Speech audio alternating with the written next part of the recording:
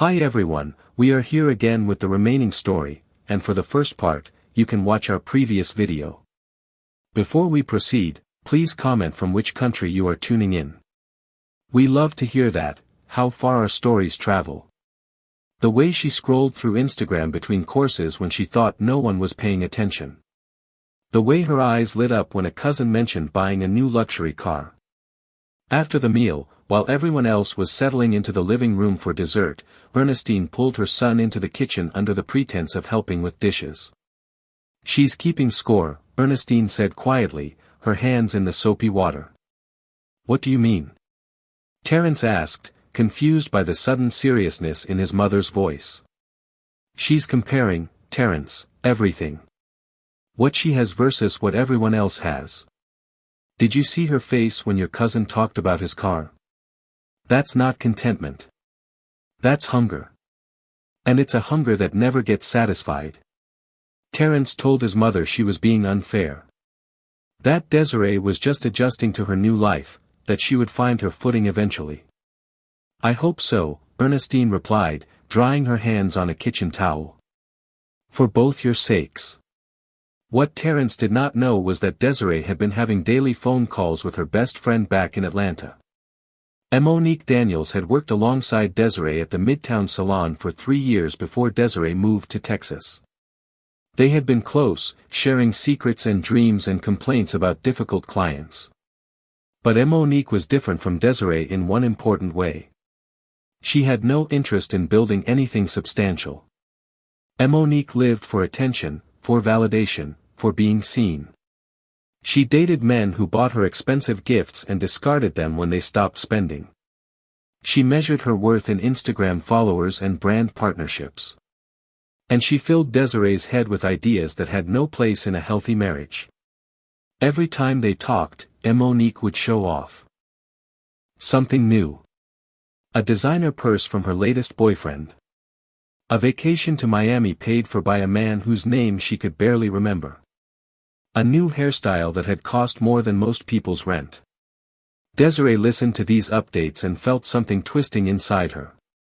Here she was in a beautiful condo with a successful husband. And yet Monique seemed happier, freer, more alive. What Desiree could not see, what she refused to understand, was that Monique's happiness was manufactured for the camera. Behind the posts and the perfect photos, Monique was drowning in credit card debt and existential emptiness. But Desiree only saw the highlight reel, and she wanted it for herself. In June of 2017, Terence made his wife an offer that should have changed everything. He sat her down at the kitchen table with a serious expression and said he wanted to invest in her future. "I'll give you up to $100,000 to start any business you want," he told her. "A product line, a wig brand, an online store. Whatever you dream of, I will fund it. I believe in you, Desiree. I want to see you succeed on your own terms." It was the kind of offer most people would have jumped at, a chance to build something real, to create a legacy, to prove that she was more than just a trophy wife. Desiree smiled. She thanked him. She said she would think about it. And then she never brought it up again. What Terence saw as modesty or careful consideration was actually something else entirely. Desiree did not want to build something. She wanted to have something. Building a business required patience and discipline, two things that Desiree had never learned. It was easier to wait for someone else to give her what she wanted. And for now, Terence was giving her plenty.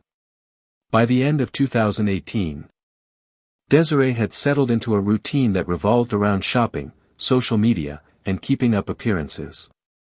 She looked the part of a successful investment banker's wife, but underneath the designer clothes and the carefully styled hair, she was becoming increasingly restless. She wanted more. She always wanted more. And when she saw what her friend Monique had done to her body, that restlessness would finally find a target. The transformation she had been waiting for her entire life suddenly seemed within reach. All she had to do was take it. The night that changed everything began like any other evening in the Mitchell household. It was January 2019, and Terence was working late as usual, leaving Desiree alone with her phone and her thoughts. She was scrolling through Instagram when a post stopped her cold. Monique Daniels, her best friend from Atlanta, had posted a before and after photo that made Desiree's breath catch in her throat. Monique had gotten a Brazilian butt lift, and the transformation was dramatic. Her body had been completely reshaped, curves appearing where there had been none before. The caption read, "New year, new me. Best decision I ever made." Desiree stared at those photos for what felt like hours, something dark and hungry stirring inside her. When Terrence came home that night, Desiree was still on the couch, phone in hand. She showed him the photos without explanation, her eyes searching his face for a reaction. "Oh my God," she said. "Monique got a BBL. She looks amazing, doesn't she?" Terrence glanced at the screen and shrugged, his expression unimpressed. "She looks plastic. That's not real." He set down his briefcase and loosened his tie, clearly uninterested in continuing the conversation. But Desiree was not finished. The question came out before she could stop herself. "Would a BBL look good on me?" Terrence turned to face her fully, his eyes serious. "No," he said. "And I would never want you to do something like that." He reminded her of his beliefs about natural bodies, his commitment to earn transformation through hard work rather than surgical shortcuts. He had already compromised his values when he forgave her for the tattoo. This, he said firmly, was where he drew the line. Desiree did not argue. She simply nodded, said, "Okay," and fell silent. But something in her eyes shifted, something that Terrence was too tired to notice. For the next 4 days, Desiree barely spoke to her husband. She cooked his meals, slept beside him, performed all the duties of a wife. But she was not really there. She was punishing him with her silence, waiting for him to break, to apologize, to give her permission. On the 5th day, everything changed. Desiree woke Terrence with a kiss and an apology that seemed completely sincere. "I was being stupid," she told him, her voice soft and loving. "You're right. I don't need that surgery. I don't know what I was thinking." Relief flooded through Terrence's body. He kissed her back and told her he loved her just the way she was.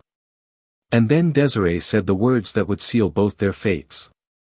"I want to make you proud," she said. "I'm ready to start that business you offered to help me with." Terrence's heart swelled with hope. Finally, she was ready to build something of her own. Finally, she was embracing the ambition he had always believed was inside her. He simply saw what he wanted to see, the woman he married finally stepping into her potential. She asked for $80,000 to launch the business. She said she needed to travel to Atlanta to meet with suppliers and manufacturers. "I'll be back in 3 days," she promised. Terrence asked if he could come with her, but she shook her head gently. "This is something I need to do on my own," she said, "to prove to myself that I can." That night, Terrence transferred $80,000 into his wife's personal account. He added another $3,000 for flights and hotels. He kissed her forehead and told her how proud he was. He had no idea that everything she had told him that evening was a carefully constructed lie. On February 4, 2019, Desiree kissed her husband goodbye at the door of their Houston condo.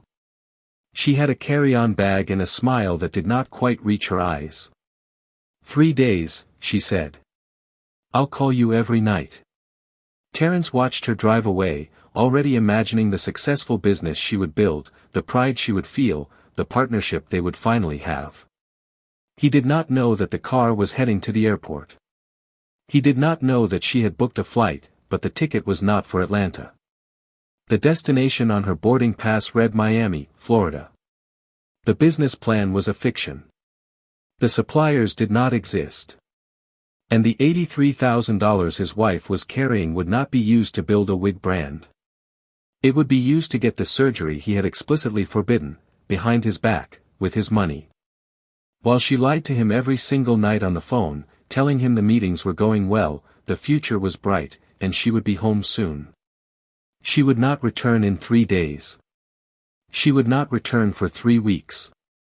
And when she finally walked back through that front door, nothing between them would ever be the same again. The clinic was in a strip mall in North Miami, tucked between a nail salon and a tax preparation office. It was not a hospital. It was not an accredited surgical center. It was a clinic. These things happen sometimes, they said, not to worry. The pain worsened. On day 12, an odor appeared, faint at first, then stronger. She realized it was coming from her body, from dying fat beneath her skin. She scrubbed, but the smell remained. Every night in Miami, Desiree called Terrence and lied about productive meetings and missing him. Terrence believed her. By day 7, he questioned the timeline. She said negotiations took longer. By day 14, he asked for photos, she sent stock images. He felt proud. Meanwhile, she could barely move, the smell worsening. On February 28, 24 days later, she flew home, running out of money, planning to confess. She was wrong, it wouldn't be okay. At the airport, Terrence waited with flowers. He saw a woman in pain, avoiding eye contact. To understand, no fat necrosis, dead fat cells decompose, releasing toxins and gases, causing a rotting smell from inside. Desiree's case was severe, without removal, it would persist. For 4 days, Terrence noticed something off. She slept far away, layered clothes, showered constantly, used perfume. On the 4th morning, in the kitchen, he recoiled from the smell. What is that? She made excuses. That night, she tried intimacy, but the smell made him vomit. He confronted her the next morning, "You're rotten down there. You deceived me.